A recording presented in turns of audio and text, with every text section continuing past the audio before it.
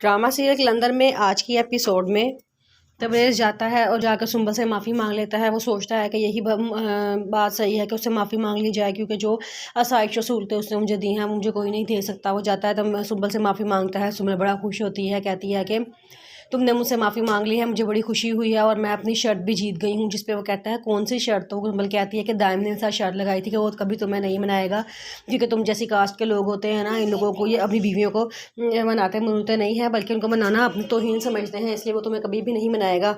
जिस पे वो कहता है कि अच्छा ऐसी बात है, देख लो मैंने उसको झूठा साबित कर दिया है। सुंबल कहती है हाँ, और इसी बात की मुझे खुशी है। अब मैं जाके उसे बताऊंगी कि उसने हमारी वो उसको गलत साबित कर दिया है। वो वहाँ दाइम खाना खा रहा होता है। सुंबल और तबरेज़ के पास जाते हैं, जाके बताते हैं कि भाई हम तबरेज़ ने मुझसे माफ़ी मांग ली और हम दोनों का रवैया एक जैसा हो गया है। जिस पर वो कहता है वाह स्ट्रेंज, बड़ी बात है। हाँ, माफ़ी मांगनी ही थी उसने, वो बेचारा इसके अलावा और कर भी क्या सकता था। जिस पर वो सुंबल को एकदम कॉल आ जाती है। वो कॉल सुनने के बहाने बाहर चली जाती है तो दाइम तबरेज़ कहता है कि हाँ भाई, इसके अलावा तो हमारे पास कोई चारा भी नहीं था, तुमसे ये लाइफस्टाइल छिन जाना था। जिसमें तबरेज़ कहता है कि हाँ वैसे भी तुम तो मेहमान हो ना, और तुम ऐसे मेहमान हो जैसे जिधर दिल मुँह उठा के चले जाते हैं और वहाँ पे डेरे डाल के बैठ जाते हैं, और ये भी नहीं सोचते कि हमने कब वापस जाना है कब नहीं जाना, ना ही उन्हें पीछों की कोई फिक्र होती है। जिस पर दाइम को गुस्सा आता है उसकी बात, लेकिन इग्नोर कर देता है। दाइम सुंबल से कहता है कि बताओ भैया आजकल की तुम्हारी क्या मसरूफियात हैं। तो सुंबल कहती है कि मैंने आज ना तबरेज़ के साथ कहीं खाना खाने बाहर जाना है, थोड़ा हमसे नाराज़ हुआ है, मैं ज़रा उसको मनाऊंगी।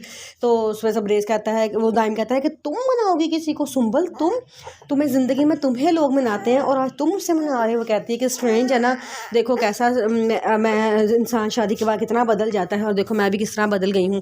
वो कहता है चलो अच्छी बात है, अच्छा बदलाव ही आया है तुम में। वो कहती है हाँ।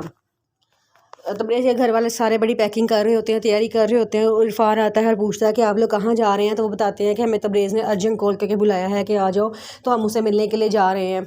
जिस पे इरफान कहता है कि पापा जी असूल की बात तो ये है कि आपको अदन जी को भी साथ लेके जाना चाहिए, क्योंकि वो उसके शोहर है और उसको चाहिए था कि वो खुद अदन को बुलाता, आप लोगों का तो जाना नहीं बनता, अदन का जाना बनता है। जिस पर उसकी मम्मा कहती हैं तो उससे किसी ने ये नहीं पूछा कि किसका जाना बनता है किसका नहीं जाना बनता, हमने सिर्फ तुम्हें ये बताने के लिए बुलाया है कि हम जा रहे हैं वहाँ पर, और पीछे से घर बार का अच्छी तरह ख्याल रखना।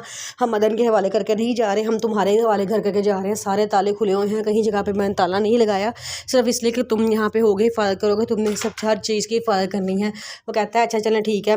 अदन भी ये सारी बातें सुन रही होती है, तो उसके निकलते वक्त अदन का उससे कहता है कि अच्छा बेटे अदन घर का ख्याल रखना। तो उसके साथ साथ ही कहती है इसने क्यों ख्याल रखना है, इसको कौन क्या ज़रूरत है ख्याल रखने की, हमारा इरफान है ना, सारा कुछ मैं इरफान के हवाले करके जा रही हूँ, इरफान ख्याल रखेगा, और तुम भी कोई बेहोश ना हो जाना, घर का सारा नज़र रखना घर पे। वो कहती है अच्छा। वो उसको बड़ा दुख होता है कि उसको नहीं बुलाया गया। इरफान से कहता है कि आप फिक्र ना करें, इंशाल्लाह एक दिन आएगा वो आपको अपने पास बुलाएगा, फिर उधर से वापस कभी जाने ही नहीं देगा। वो कहती है इंशाल्लाह। जब तबरेज़ के घर वाले सारे उनके घर पहुंचते हैं तो तबरेज़ और सुंबल उनको देख के हैरान हो जाते हैं। सुंबल को बड़ा गुस्सा आता है कि ये यहाँ क्यों आ गए हैं। सुंबल मुंह से जाहिर नहीं करती, लेकिन उनको गुस्सा आया होता है। सारे आके उसको सलाम करते हैं। जब मिलते हैं तो उसकी मम्मा कहती हैं ये मेरी सोनी नूह मुझे बड़ी अच्छी लगती है, ही चांद हीरे जैसी नूह है मुझे, क्या हाल है तुम्हारा? वो कहती है कि मैं ठीक हूँ, आप लोग अचानक आ गए हैं। उसकी मम्मा कहती हैं हाँ, हमने सोचा तुम्हें जाकर सरप्राइज़ दे। तबरेज़ ही बड़ा हैरान होता है। वो कहता है कि आप लोग अचानक आ गए हैं, आप आने से पहले बता देते या पूछ कर आते। उसकी मम्मा कहती हैं कि बेटा तुम हमारे बेटे हो, हमारा तुम्हारे पे कोई हक़ नहीं है कि हमने तुमसे मिलने आना हो तो तुम्हें बता कर आएँ। वो कहता है नहीं नहीं ऐसी बात नहीं है, मैं तो वैसे ही कह रहा था। वो सुंबल कहती है कि मुझे थोड़ा सा काम है, मैं जा रही हूँ। तबरेज़ मेरी बात सुन लो आके। तबरेज़ वहाँ जाता है तो उन्हें कहती है कि तुमने उनको क्यों बुलाया है, तुम्हें इनको यहाँ नहीं बुलाना चाहिए था। वो कहता है कि मैंने नहीं बुलाया, मुझे खुद नहीं पता कि वो खुद क्यों आ गए हैं, वो अचानक से ही आए हैं, उन्होंने मुझे बताए बगैर।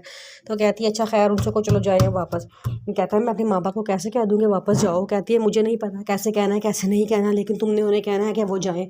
तो वहाँ से दाइम आ जाता है, ऐसे घर वाले वहाँ बैठे होते। दाइम कहता है कि आप कौन है? तो वो बताते हैं कि हम तबरेज़ के घर वाले हैं। वो कहता है अच्छा। तो उसकी मम्मा पूछती है कि तुम कौन हो? तो दाइम कहता है कि मैं उसका चचा का बेटा हूँ। तो वो कहते हैं अच्छा अच्छा, यानी कि भाई हुए ना तुम सुंबल के भाई हुए ना, चचा का बेटा भी तो भाई ही होता है। दाइम ये सुन के ज़रा खामोश हो जाता है क्योंकि उसे गुस्सा बड़ा आता है, लेकिन उसको जूही अच्छी लगती है। वो जूही के पास बहाने बहाने से जाता है, उससे बातें करता है जूही के।